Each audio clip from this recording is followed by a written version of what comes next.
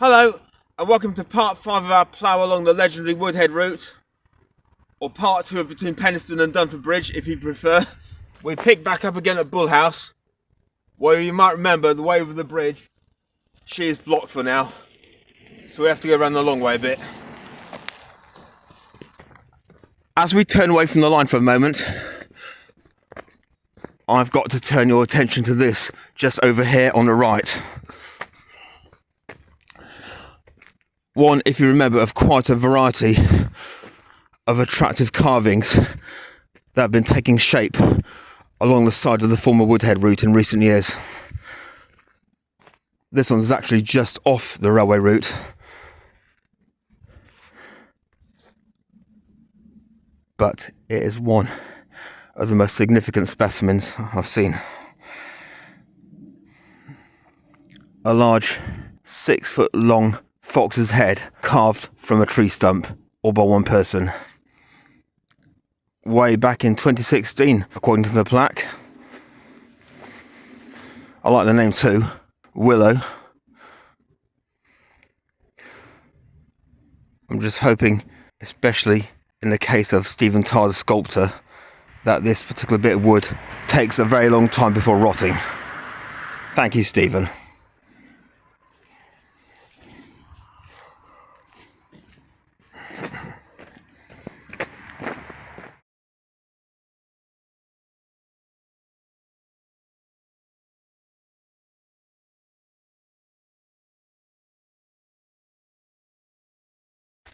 Well, that didn't take that long, did it? Back on the rails again. I seem to have had a visitor here.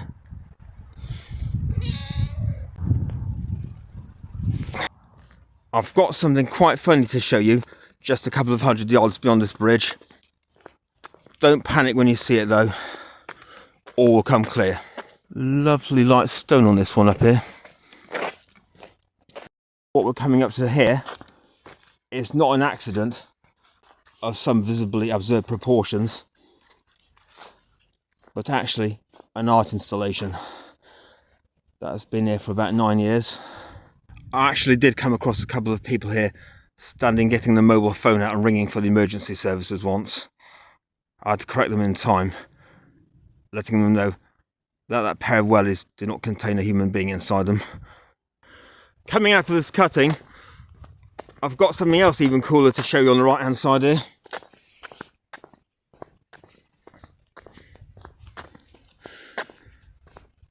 There was once a very small cottage just in this little space. I only discovered it shortly after the first lockdown when I came out here on a ride. They've actually put a sign up about it as well.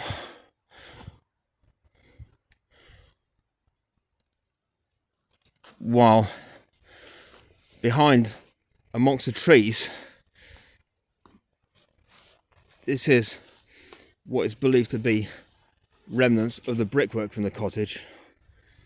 And at the back, we've also got the remains of the gate that led into the front garden as well. There were originally both posts there to see. I think that's the left side, judging by the position of that hinge. Someone's left a lovely little conifer there in the meantime. Sorry, no, it's a fir that. We'll have a little look back at the whole scene. Imagine someone sitting in the living room here stoking the fire as another train comes flying by. We're going to come right over to our left again now. How's that for an oxymoron?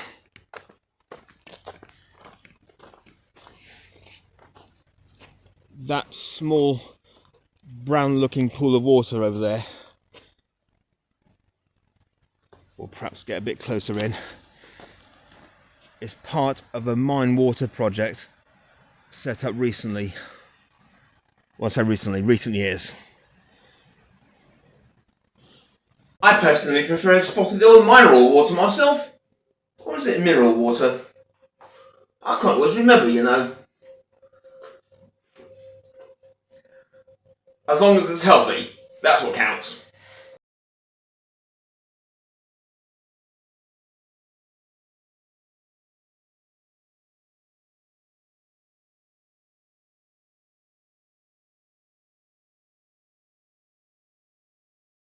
And just coming up on this next bridge ahead, if we head over to our left again,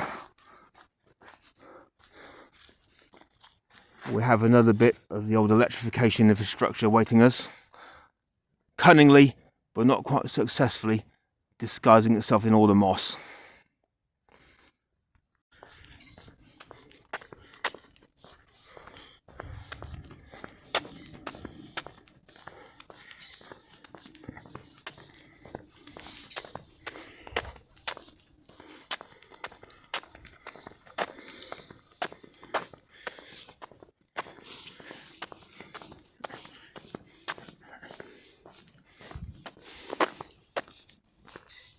There is no escape from those pesky wood carvings, is there?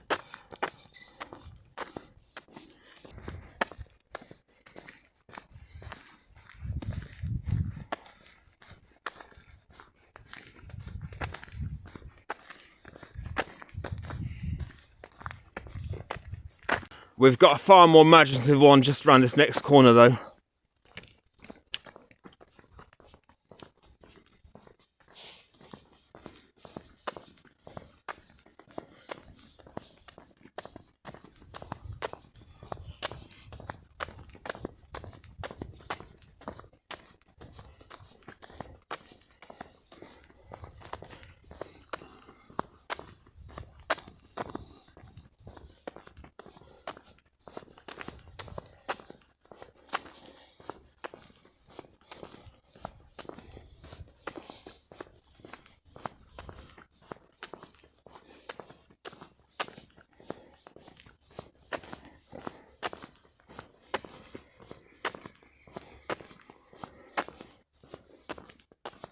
Who said that giant rabbits, carrots and or rower lines were never meant for each other?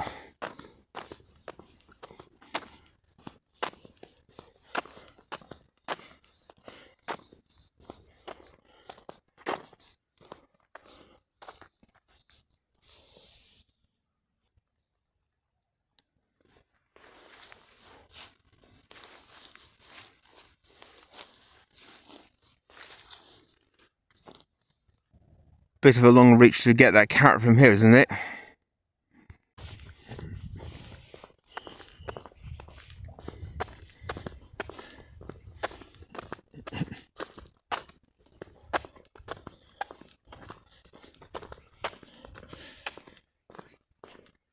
More former electrification.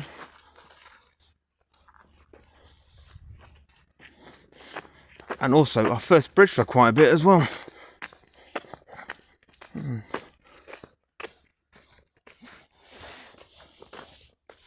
Fine concrete deck up there.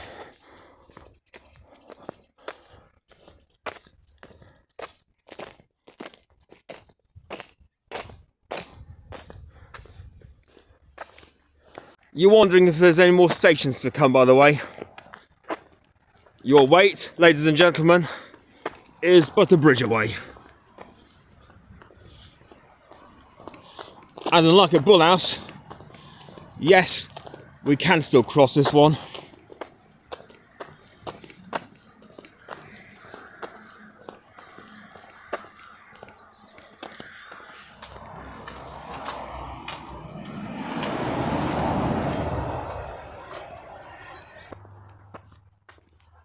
And so, here we finally arrive at our next stop.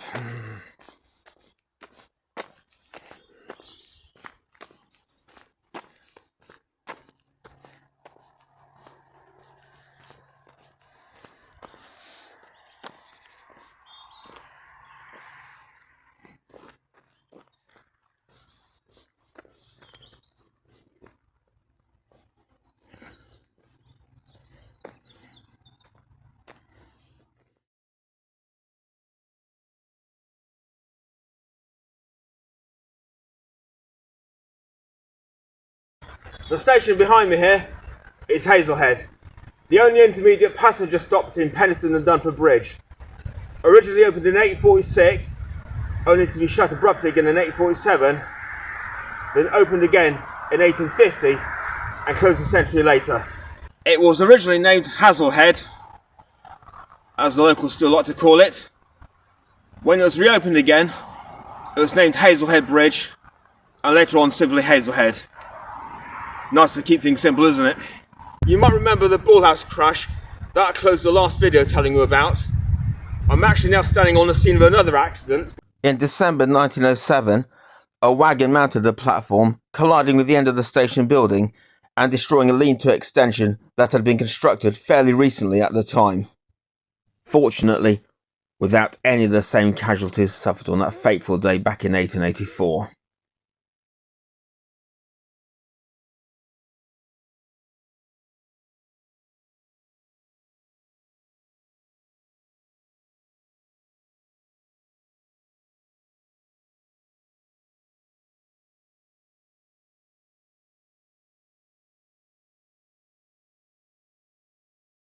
Just a little way further beyond the station,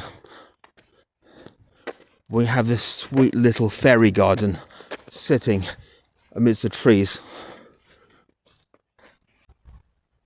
Never thought I'd see a lighthouse next to a railway before. They warned me to duck when I went round this bit.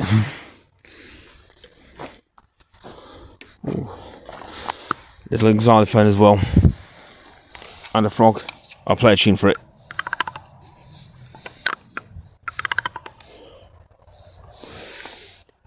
Think that one needs tuning back up again. And that is actually not Hazlehead's only hidden treasure, because walking back to the site again,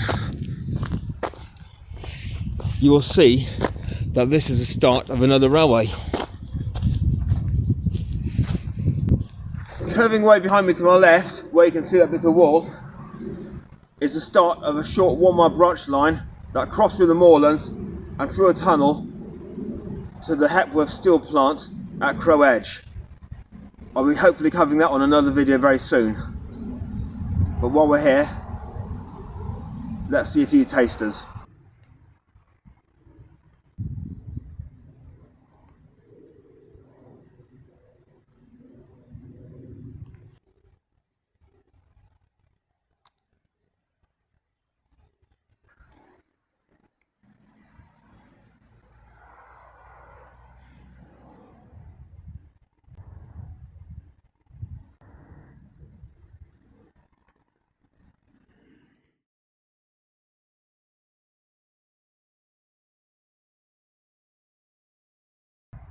Seems someone's been watching me quite disapprovingly. Someone's in a rush for the train as well. Move on forlornly from Hazlehead once more. We see what might be the bottom of an old signal base here. Tubular instead of the old H-shaped profile, so evidently not an electrification support. That certainly is an electrification support though, up on the left. Unlike one I couldn't reach a mile ago. I make my move on this one. Full concrete mount and a cute little bit of surviving ironwork. A few possible former railway buildings on the left.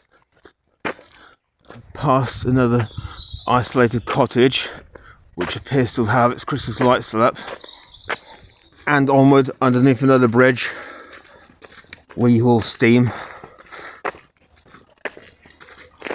another of these beautiful concrete characters.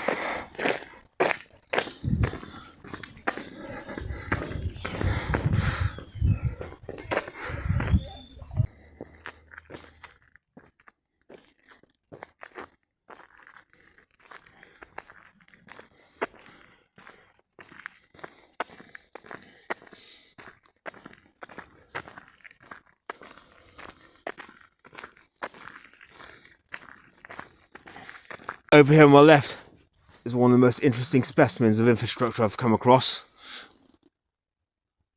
Certainly part of the bridge, the ironwork is a support for the overhead wiring when it passes underneath the deck. What I like most about it, you've also got signals to help yourself find it as well. We finally emerged into the open again, which is the case for most of the rest of the way from Hazlehead to Dunford now.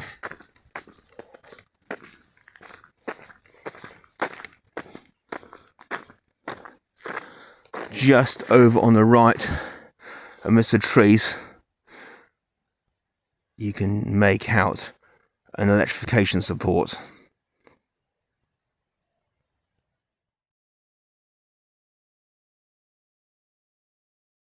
You might probably wonder what one of those is doing in the middle of an isolated meadow, inhabited only by sheep nowadays. Well, the lovely sea of land and trees you see stretching away into the valley here have not always been that. In fact, they were originally a set of railway sidings, and upon their removal a few decades ago were wonderfully landscaped into what is now the scenic Wogden Foot Nature Reserve. Obviously more scenic when there's some leaves on the trees and a few sheep about as well.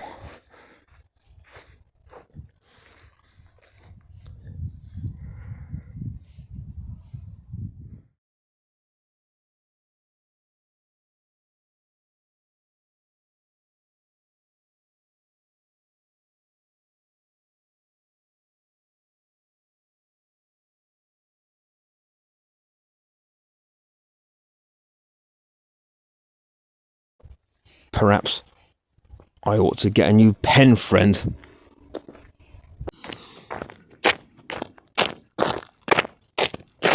That pylon you can see through there on your right is probably one of the very last ones you'll see going this way towards Dunford Bridge. Reason being that between 2022 and 2023 this path in front of us was closed just in front of where I'm walking now, right up to Dunford, and all the electrical wiring up to and over the Pennines was laid underground.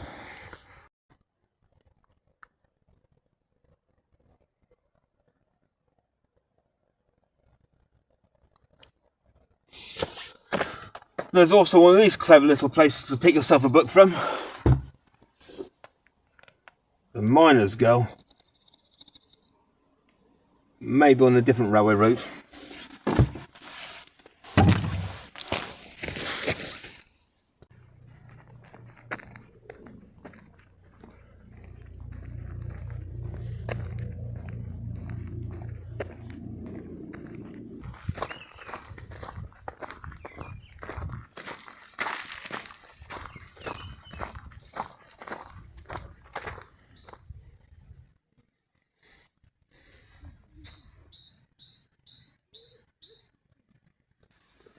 The first main giveaway, as we get closer to Dunford Bridge for real, is the long grimy stone wall following us right along on the left there, which formerly supported sidings right along the top. We are actually going uphill here on the track bed. The sidings are actually totally level. Don't worry, we'll be soon springing right up on it.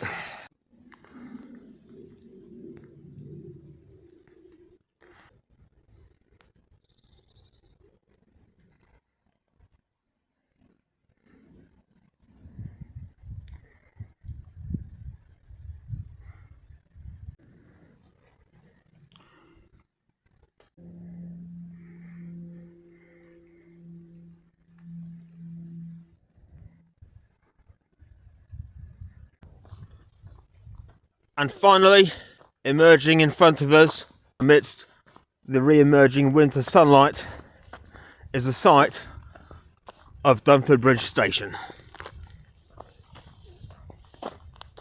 To be accurate, it's actually the site of two different stations over its time, with an age gap of 108 years between them.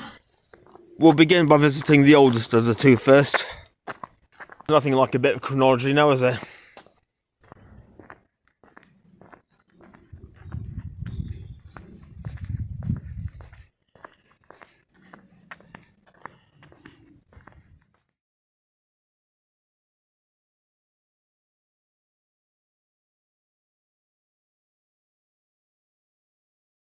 Where I'm standing now is the site of the first Dunford Bridge station, which opened in 1845.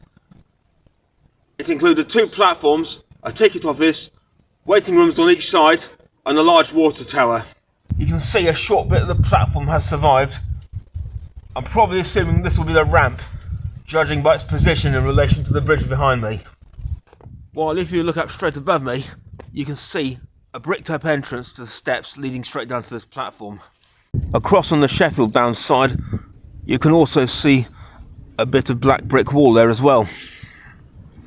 This remaining piece of wall was possibly part of what was a small office or a lamp room at some stage.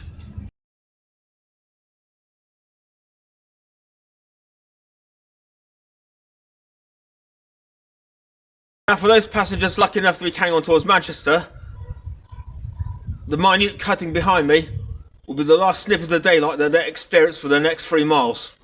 The reason for which sits a couple of 100 yards behind this gate.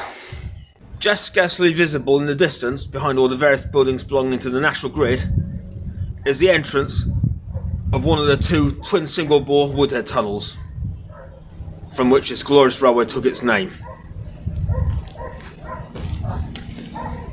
Strangely enough, the 2 tunnels weren't both built at the same time.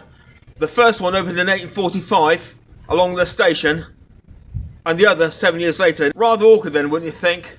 It meant for 7 years there was just one single track line 3 miles underneath the Pennines, so pretty much limited to the traffic, wouldn't you agree? You might also have been eagle-eyed enough to notice there is still in fact a railway track here.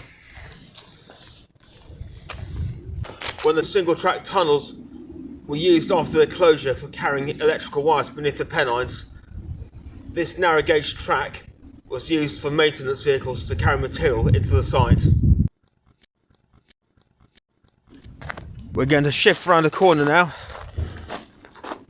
and look at the second era of Dunford Bridge station, and of course the tunnel that came with it.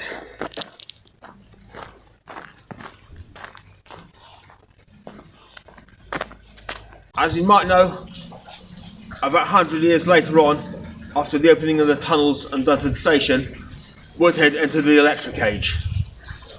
Unfortunately, the new trains couldn't enter the tunnels on that side due to somewhat lacking the room to fit the overhead electrification in, and this was the result.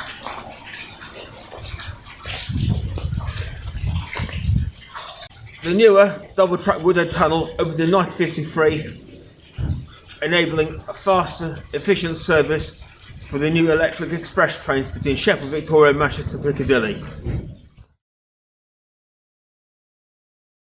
The route also enjoyed regular goods traffic as well, most notably the lengthy coal trains coming up from Watford-on-Dearne in South Yorkshire, which connected to the main Woodhead route near Penistone after a laborious 1 in 40 climb from Worsborough.